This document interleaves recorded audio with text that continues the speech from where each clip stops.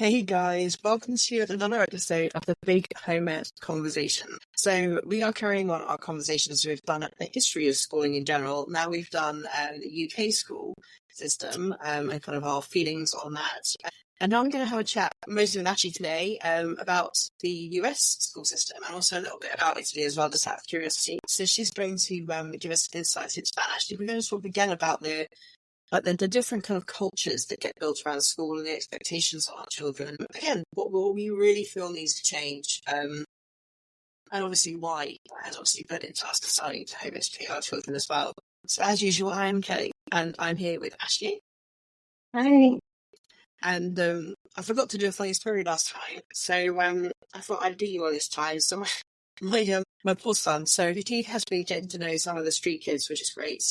Not just random kids on the street, but kids who know our streets. So we're really lucky actually because we live in a little kind of cul-de-sac, so we don't actually have a through road on our road, which is really great. So it means obviously there's very little traffic, and they're able to get out there and play on their bikes and stuff. Being still accessible, but you can go and play, which is really lovely. I love witnessing it because it just reminds me of my childhood. We used to spend like hours and hours outside playing out the front, which is wonderful.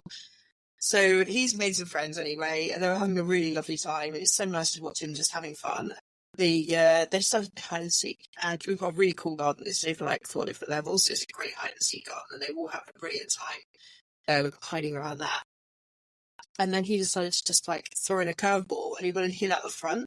And we've got this big black box by the front door with parcels and things to go into, and he hid in there. And that thing looked for him for a while. And I think eventually he just got into the loo, or he could have done something else, and they gave up.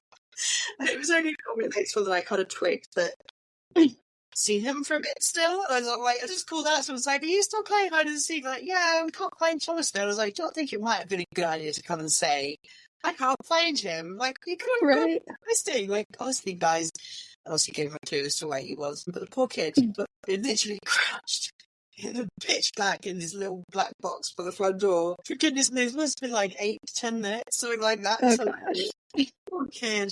Great spot, though. I love it. I'm really enjoying watching him have these relationships. It's so sweet. Listen, they're all the children he was playing with today go to school. We've got the jackpot really. We had a family movie last year who literally just up the road who were educated as well, had the same age kids. It's like absolutely amazing. So yeah, it's been really lovely getting to know them as well. So he does have someone he can actually do that with a little bit during the week as well. So it's good. But yes, cute. Brilliant. Such a funny story from there. So I'm going to hand over to Ashley because she is the one who's going to tell us more about the US school system, I guess, today. And yeah, your thoughts around that. So again, the idea of these episodes is to give you guys some insight into this terminology you'll be using, because there is obviously crossover in the words, like college, for example. In the UK, typically means sixth form, college levels, so 17, 18-year-olds. And in the US means university, essentially. And so she's going to give us the lowdown on the terms, and then we get into obviously her feelings about it all afterwards. So I shall hand it over to her. Thank you. Yeah, I guess I'll start with, I'm trying to think back to when we talked about the UK school system and just kind of starting off with like a little bit of a background. The US school system, and I think right off the bat this is going to differ from the UK, is that it's done by a state level. So when you move from one state to another, you might have different age limits, age requirements, things like that. It's not countrywide. So typically most states require children to start school between 5 and 8 years old. I think 5 is way more common, and that's typically kindergarten. But I believe only 38 of the 50 states require kindergarten. So there are still other states that don't. And then within that requirement, what they offer, and I think we've talked about this before, is very different.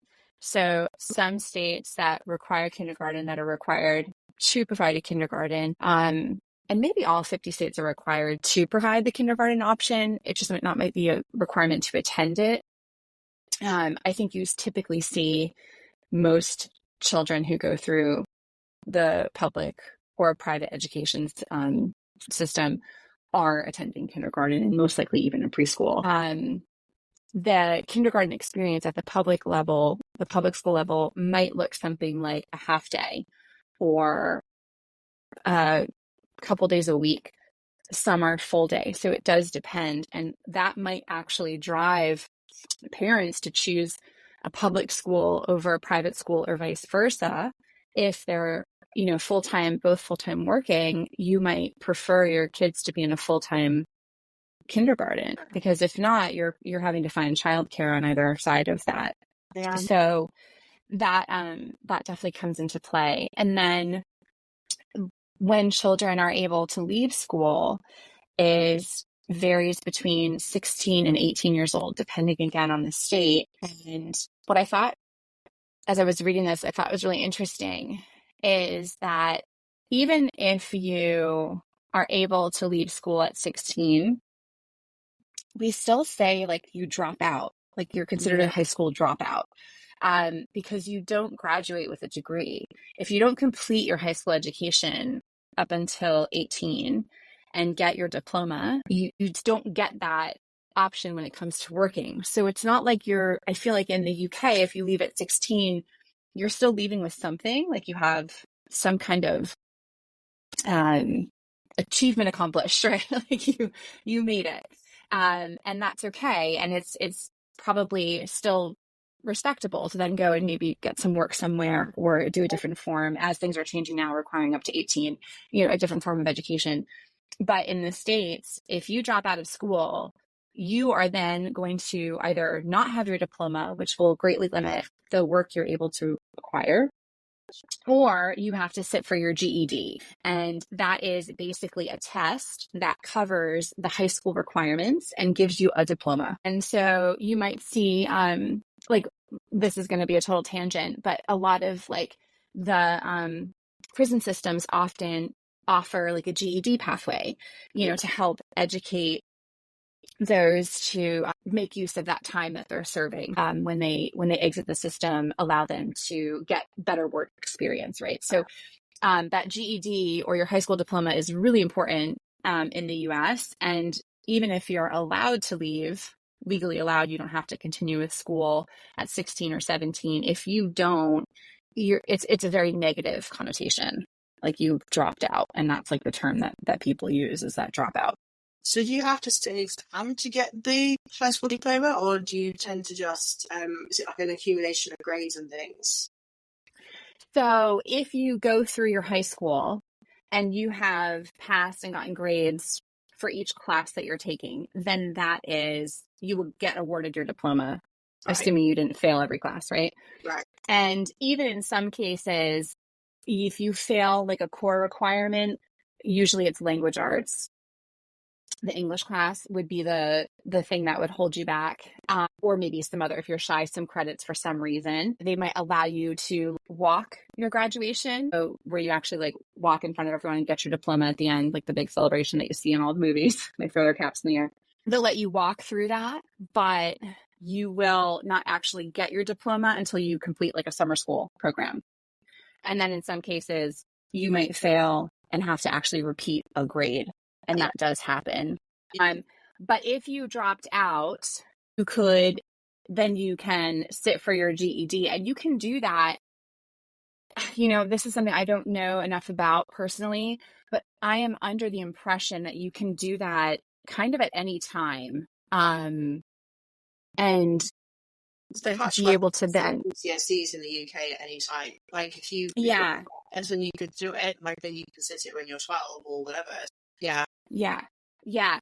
But the thing is, to sit for your GED, and then like, let's say you decided at 15, like you had enough of high school, you didn't want to do formal schooling anymore for whatever reason, and you studied for your GED, and then you passed it, and then you went to like apply to college. And I say that meaning the 4-year program that you would enter after high school. So university, I guess, equivalent. That's not what they're looking for, right? They're not looking for you to just get your GED and then go into their program. So where I lived, our town had a community college, And that is where people would go if they didn't have the academic grades to get accepted into a 4-year university. They would either just say, okay, I'm just going to go for my associate's degree and I'm going to go to this community college. It's typically way less expensive than a 4-year institution. And you can go there for 2 years, get your associate's degree. And even when I was in high school, I took some college classes there. And so they don't require an entrance exam because of the fact that they're just the community college. And so you could go there with your GED, but you're not going to get into like a 4-year institution without a really good story behind it. Yeah, but unless you're like a massive overachiever, I suppose, and you want to like be able to yeah, and go like excel and go higher quicker, I suppose. Exactly. Yeah. So that's the kind of GED graduation component. And then with the like just general requirements of schooling, it's typically 180 days in school. And that basically equates to September until roughly sometime in June. Yeah. But it will vary based on the school and the state. So there's flexibility around when that timing takes place. So, for example, I have family in Texas, and their school starts in early August, and then they're done in May, early to mid-May. So, whereas like when I grew up on the East Coast, we did not start school until like a couple days into September. It was always in September. Yeah. And then we would leave in June. And then so you basically have part of June, all of July, and all of August as your summer break. Yeah. So it's a pretty big difference from what we experience here. And Italy is the same. They always start in September, and the like elementary schools and higher are all going to end in early June. Yeah. So early to mid-June. Summer break is mid-July, mid-late July until like the first week of September. So you get that 6 weeks off. Yeah. Historically, the reason for schooling starting in September was because sort of farming rural communities. Correct. I know that obviously I imagine Texas being quite a hot state. I feel like I'm going to pack a couple of geography out there a little bit. I suspect the summer kicks in a bit earlier than maybe some other areas. So maybe because it's so hot, maybe the season is slightly different. So maybe that's why. But I'm just curious. Obviously, I don't really know for certain, but I think that must be true. Yeah, so it definitely does. But the other driving factor has to do with whether or not your school has air conditioning. At least this was when we were younger. Yeah. Maybe all schools have AC now, but so for example, in Texas, you absolutely have to have air conditioning in your schools. The kids would suffer. So I think because they do, their timing doesn't matter as much. No. So like like we could never go back in August in New Jersey because it was just way too hot. Yeah. And the schools weren't equipped to handle that. And I even remember some Septembers going back and still being just brutal. In this country, the summer is usually over by about August. Of being alright. Yeah. Sometimes it's alright, but for the most part, our summer really is May, June, July. Like the sad tears of most children off on those summer holidays where it rains one of these like whole August. We can always hope it's going to be better than that. We can't promise it. Sorry, we've got a bit of one tangent at this one, but it's interesting reasons for these things. Sometimes I think we have to remember, like as home educators, that when we are thinking about our school year and considering like when we should start, when we should finish, all the rest of it, that truly the answer is whenever you like, whenever it makes sense for you, because the whole point of school starting when it did was because farms needed their kids on hand to help because they needed to bring in harvest. So literally, if you have no harvest to bring in, then please do not set an arbitrary line as to when your school year needs to begin, which it doesn't actually matter. Exactly. And I think the timing as well of the breaks is very important here in the UK because it's relatively consistent across the whole country, but in the States, the breaks are all over the map. So, I mean, my mom, I remember they were trying to plan like a ski holiday and like we were still in the States and I had just one child and she was thinking like, okay, well, in a couple years when we do this, like your daughter will be in this school district, and then your brother's in Texas and your other one's in Colorado, and their kids all have different breaks. And it's like, so either she has to rent a condo if she wants to do a ski trip with all of us for 3 weeks, and we pop in when it's our turn, or you just don't do it. So, and just wildly different starts to the school year and ends to the school year, depending on not just the state, but the district. So the individual place that you live within a state can vary as well. And so it does create a bit of chaos, but you, in some ways, can avoid, like, that, for example, Christmas and New Year, everybody's off. So that's not the time you want to go to Disney World, right? But, if you're going sometime in April, there's probably a spring break in there, but it's not every American's spring break. You're not battling quite the same crowds as you might be in the summer when, typically July, everybody's off. So that's going to be a really busy time to do something. And then it's hides for approximately 6 or 7 weeks. Exactly. Literally just before the summer holidays begin. It's awful. Any other weeks, kind of you said about the whole kind of like secondary school experience, where you're trying to get into colleges, that the extracurriculars in America are way more important. So actually, when we were first talking about it, you were kind of, I was thinking, this is great because kids have been encouraged to take on, like, I don't know, like running a radio channel or volunteering at a dog shelter or going and getting a little part-time job or doing some entrepreneurial skills or helping your granny to do her shopping every week. Like, you're doing things to get these extra points for your, what do you call them, resume. So to go to, so I look for my American terms, I feel like in here is test or entrance exam. So you're trying to obviously show that you're a well-rounded individual, that you participate in your community, that you are doing amazing things. And initially my response was like, oh, that's actually really great, because at least they're out, like, participating, and they're not being like literally just go to school, and that's all we have to do. Like, they sort of give them an opportunity to go and do interesting things. But as you were really, as you pointed out, it's not a, like, you do these things for actual fun. Like, yes, maybe, right. But you're doing these things because if you don't have a well-rounded resume when you go to try and apply to university, then you don't stand out. Like, you can't get in because there's only so many places, and you want to be the person who they look at it and go, wow, look at all of their achievements and all the things they've done. And I found that really sad that, like, whereas it almost has the right legs in, like, encouraging them to go and participate, it actually has an equally difficult outcome, which I guess is the reason why education gets debated so hard, right? Because it can be very hard to get right. But yeah, I mean, what else are your thoughts on that one? Because I know it was quite an interesting conversation when we had it once. Yeah, exactly.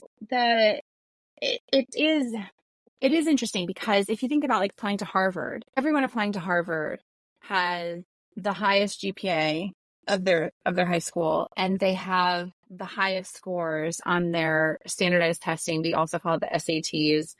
And I think it stands for Standardized Achievement Test, I believe. It's the one exam in high school that is incredibly anxiety. Like, you're going to feel that basically from sophomore on. So we call our first year of high school freshman, sophomore, junior, senior. And that's essentially 9th, 10th, 11th, and 12th grade. The SATs is like, you are going to feel anxiety about it. You are going to be pressured to do well on it. And if you are not a good test taker, which many children are not, it is not a good indicator of your academic success. However, there are obviously pros to standardized testing, which is, removing, one teacher might give an A where another teacher gives a C for the same work. So you kind of have your own perspective as a teacher coming into play, as well as just maybe known and or unknown biases against a student. So it does create a level playing field when you're looking at, students applying from potentially 50 states across the country. Yeah. But it's hard, right? Because it's one of those tests that are, oh my gosh, like it's giving me heart palpitations just thinking about it now. And I took that long time ago. Yeah. It's a lot of pressure. Yeah. Cause when I don't think it's as important now as it was, when I went to school. So your SATs, like, there were parameters that the universities would put down, like, don't apply unless you have a certain GPA. Like, our average acceptance rate or of the applicants that we accept, their GPA falls in this range, right? Their SAT scores fall in this range. Yeah. And if you're not within those two, then it's probably not the school for you, unless you have something else incredible, like they're recruiting you for their sports team, or it's an art school, so they don't care about your SATs, right? Maybe it's a performing arts, so you're dancing or you're playing music or something, right? And so that wouldn't matter. But obviously, then there's different expectations that you're going to be expected to meet. You typically might take it your sophomore year, and if you don't do well, you'll take it again your junior year. Yeah. And you were required to submit both results. If you did okay the first time and you took it again and you did worse, then that's like awful. But if you took it again and you improved, then that's better.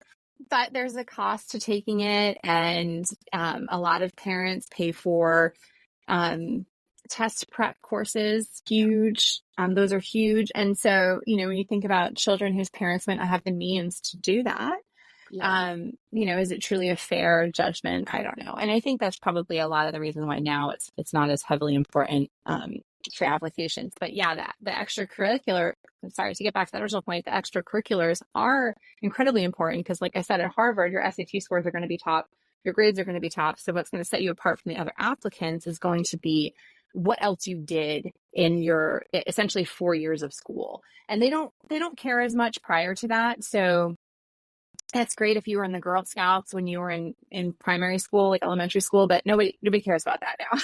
They want to see what you did from like 14 on. And a lot of the things that they're looking for, are volunteer opportunities, or, maybe you're really involved in your church, or maybe maybe you have to work, right? Yeah, maybe you do have to have a part-time job because your family needs that, or you need that to save for a car or for college. And so being able to show that and maintain a good GPA is something obviously that's, looked highly upon. Being able to show that you participated in clubs at the school. So whether that was like the theater or band or cheerleading or some of the sports that they offer. So in the States, our sports are all done through the school. Yeah. You will typically stay after school to participate in whether you're doing track or football or soccer or field hockey, whatever it is, all of that happens after school. And so having that kind of like school spirit is something that they look for a lot. And so all of that does create a pressure, right? Because you start to think, okay, I have to do good. And like GPAs are obviously super important. But if you don't start to plan that your first year of high school and you're, anticipating that you're going to be applying to college when you graduate, then you are already behind the ball. Like, you're already too late, because if all of your activities on your college application are from your junior year, which is typically when you apply for school, then you're not showing any kind of consistency. They know you're doing it just for the application. But it's horrifying. It's like, these poor young people are literally, they're working their butts off. They're trying to get great grades. They are trying to participate in a way that maybe makes sense for them. And like, just because they haven't necessarily participated in a thing in school or whatever, in a way that can be kind of documented, or like, do you know what I mean? Like they may have hobbies and interests and other learning goals themselves or things that they're interested in that are completely, what I would say, like, you almost consider to be almost irrelevant to their school career, but actually so totally relevant to them and their future and their interests. It's basically saying that you must fit inside this box and you must make sure that you fit it. If you don't do well at that, then, like, at the end of the day, like, I know that in this country, obviously, you've got a significant number of children who are struggling with neurodiversity or with poor teaching going on, and they haven't been given the right support or resources or whatever. And we're going to have children who are going through the school system in either country that are being failed by it. Not being taught, like, is there a visual band? They're not being taught that way. They're just being told, well, you just got to go on board with listening to it. Like, you're just going to have to go over it. It's like, yes, it's just not sinking in. And that's not their fault. Like, it's inflexible. I appreciate that schools, when they're being managed or paid for by the government, when you've got so much budget and time, energy, and all the rest of it, and teachers are doing their best with what they've got, but it's certainly, again, no dig at them. Obviously, I'm some of them, but there definitely are teachers out there that are not doing a good enough job, for sure, and of course. who are great to the kids and are expecting too much from them, or are stuck in their ways, thinking that it should be a certain way and are being flexible, even with gifts.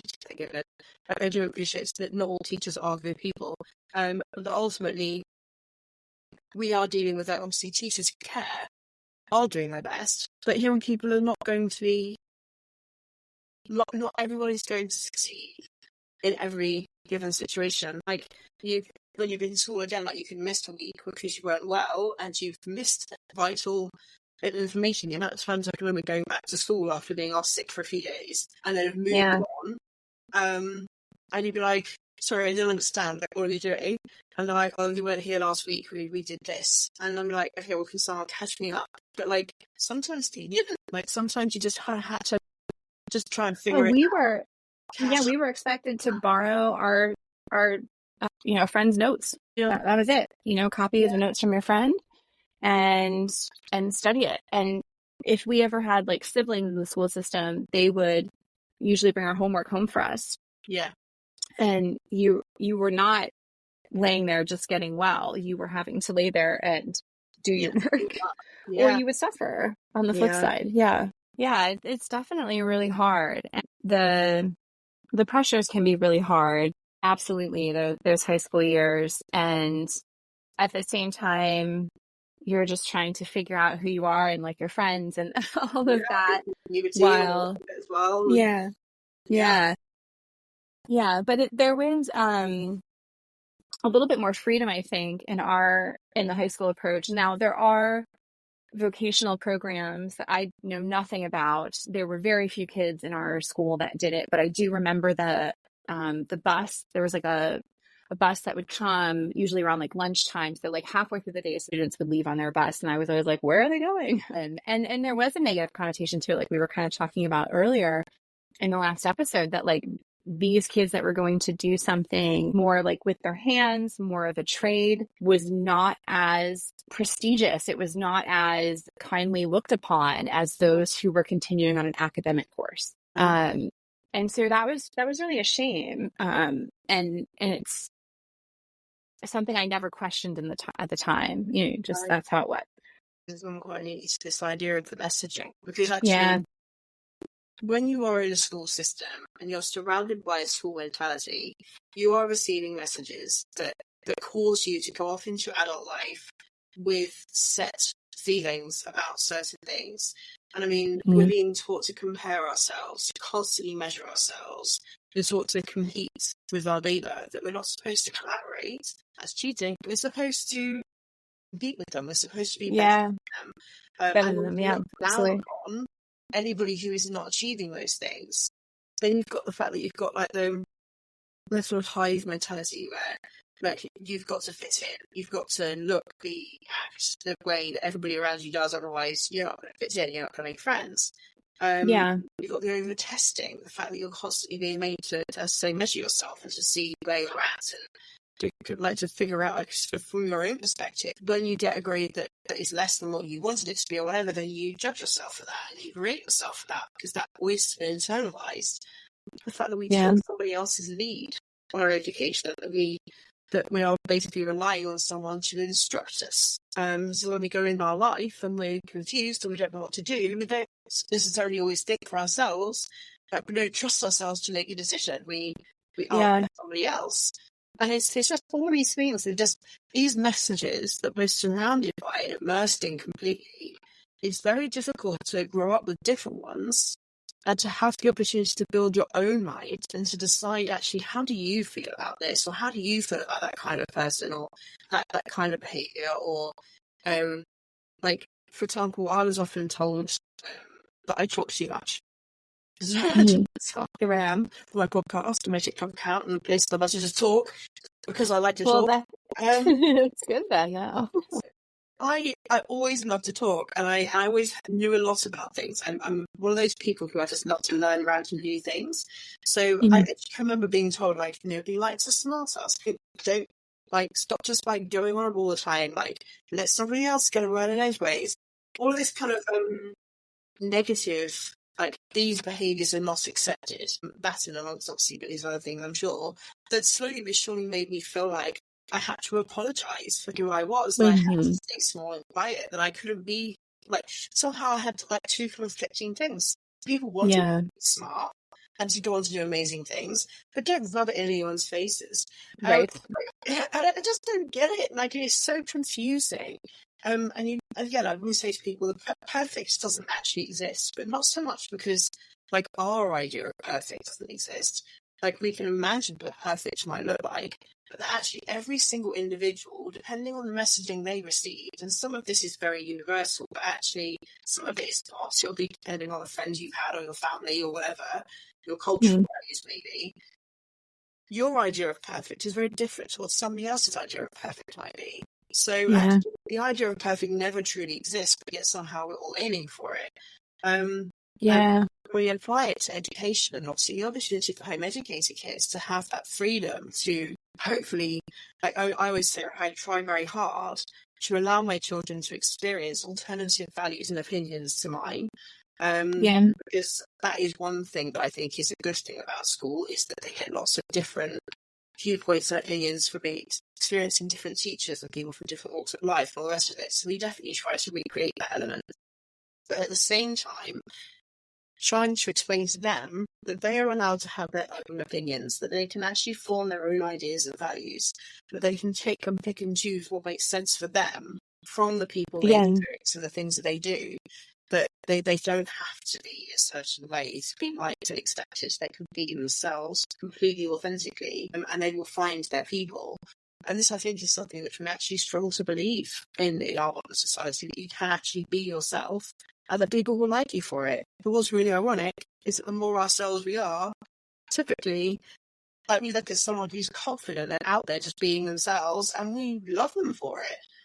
But then we get to it ourselves. And all of this comes from school. That is, it's cultivated to create that culture, to make us feel like we're never quite good enough. And no matter whether you do all of your school and you get a diploma and you get your top grade GPA, you're off to college and you do amazing things, most adults never feel good enough. Yeah. Always feel like we should do something more. And for our age, that's true. Motion.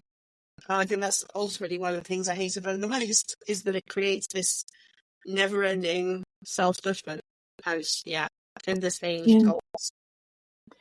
Yeah, and I mean, even just talking about how you were saying, doing what you enjoy and, kind of following that your own path there. It's one of those things. I remember a girl on my field hockey team who didn't enjoy it and hated being there. I mean, you just tell she didn't like it. And we're like our third year in, and we're just like, why are you even doing it? Like, you don't have to, And she's like, now I have to for my college application. I have to. So then you have students that are doing things because they just need it for the application. They just need it for the resume. And what does it even mean? I mean, you just want these people who have got all this well-rounded application, who've done all these things, and what they're receiving is someone who's burnt out, miserable, isn't following their own directed actual interests, have had to stick at something for several years to show that consistency, and actually they really wish they could have changed direction, but they don't feel they could. Like, it's nothing then, does it? Like, it's literally like, why push them to provide this stuff if actually, ultimately, it doesn't actually end up meaning anything? What a waste of effort, what a waste of time and opportunity. Yeah, and the interesting thing, too, that I think might be a little bit different than with the experience like here in the UK, just because of the way that you have like the GCSEs and the A-level, is like in the US, right, you have kindergarten, then you have first through fifth grade, maybe sixth grade. And then you have, that's like your elementary school. And then your middle school or intermediate school, depending, is either 6th, 7th, and 8th grade or 7th and 8th grade. And then you go to high school. And like where I lived growing up, our elementary school in our town, and this is another thing that's really important, is the school district that you live in. So you'll fight for a house in the right school district so you can send your kids to a good public school versus having to live in a school district that doesn't maybe have a great reputation. So then you have to send your kids to a private school. Right. And so I know, like, so for my elementary school, the town that we lived in when I was in kindergarten, 1st and 2nd grade, I went to a public school for that reason. We were talking earlier about like learning styles, and my 2nd grade teacher there had such a fantastic approach where she really did kind of look to see, like, are you a visual learner? Are you, whatever you were, and kind of catering in some way, shape, or form to these different groups of children that she had in her class. Yeah. And I still remember her today. She was just lovely. Then when we moved in my between 2nd and 3rd grade. And then that was the school district that I stayed in for the rest of my schooling. So I was there for the rest of elementary school, and then middle school and high school. And I think the thing that does happen, even from a social perspective, when you are in a school district like that, or probably in any school district, you have known these people since you were little. Yeah. And so if you're new coming in, which I felt even at 3rd grade, if you're new coming in, it is hard to break into the existing friend groups. Yeah. And so you have that was like elementary school. And then you go into middle school. And for us, there were four elementary schools in the district, and then they fed into one middle school. Right. So suddenly now there's 4 times there, as many children as there were. And you're mixing and matching it. So you're going through this effort again of, how do my old friends mesh with my new friends, and who falls off. And so there's that whole dynamic. And then from there, though, then you go into high school with the same set of people. Yeah. And it's very much like kind of understood that once you're in a high school, it's very disruptive to change. So you'll spend those 4 years there with very little movement. Yeah. A job might take you away if parents have to shift in that way. But for the most part, people, even adults, really do try to keep their kids in the same high school. Yeah. But then what then happens is you kind of are with this whole core set of people. And then you finally get to the top, right? You're the oldest in the school.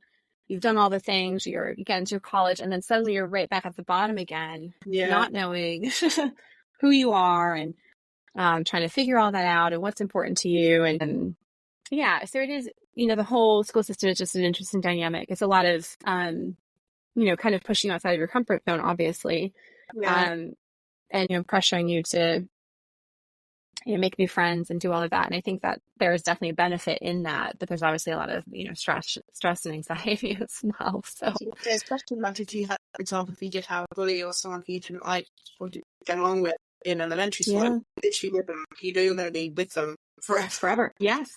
I think it feels like forever, doesn't it? Does. Like, this is never going to end.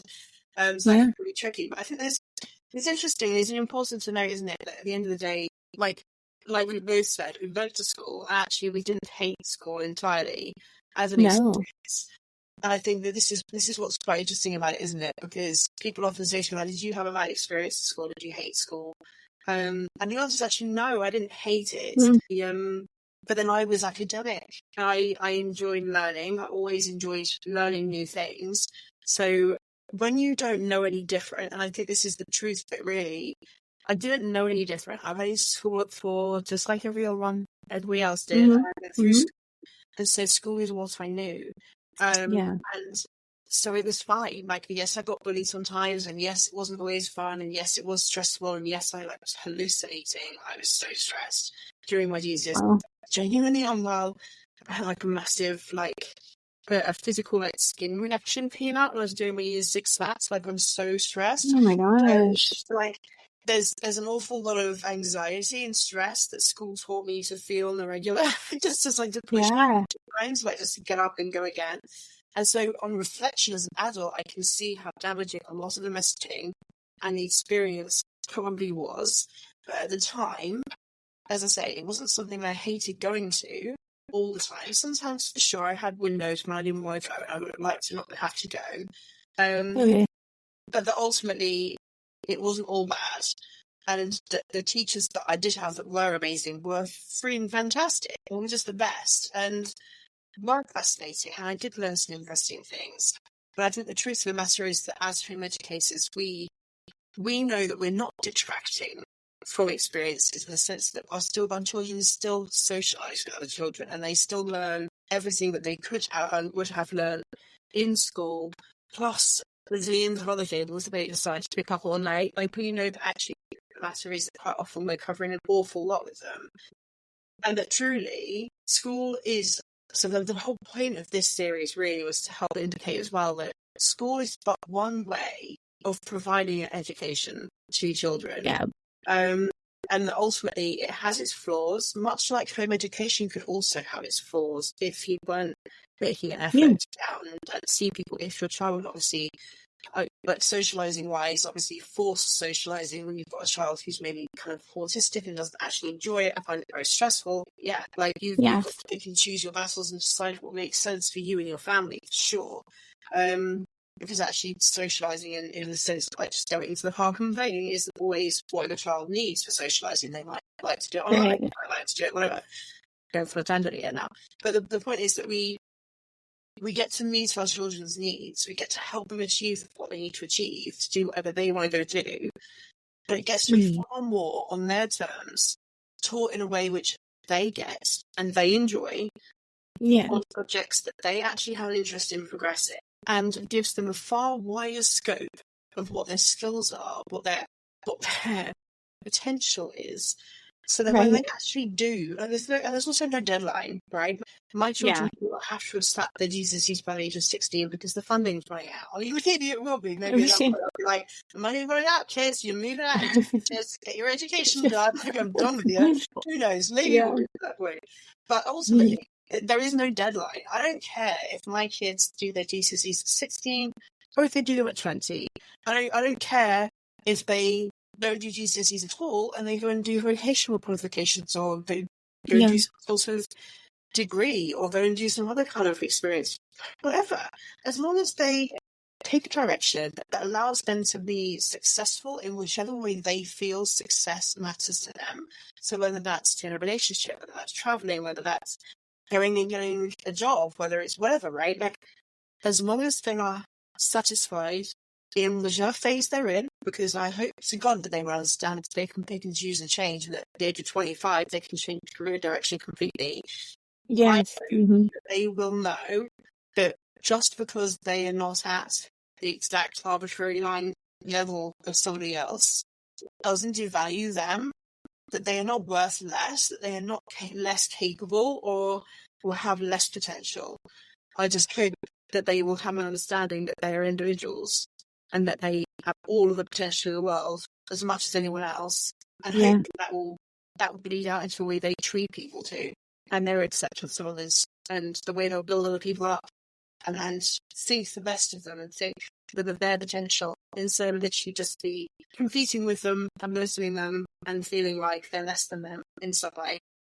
I feel like that's a much broader acceptance of differences and similarities, but really just kind of appreciating how everyone contributes what they're able to and what they're good at and what gives them joy and happiness. And I think that we can become quite critical of others really for no reason, with zero basis of knowing them or anything. It comes from that idea of like to be competing with our fellow man, be fighting for the best qualification, the best job.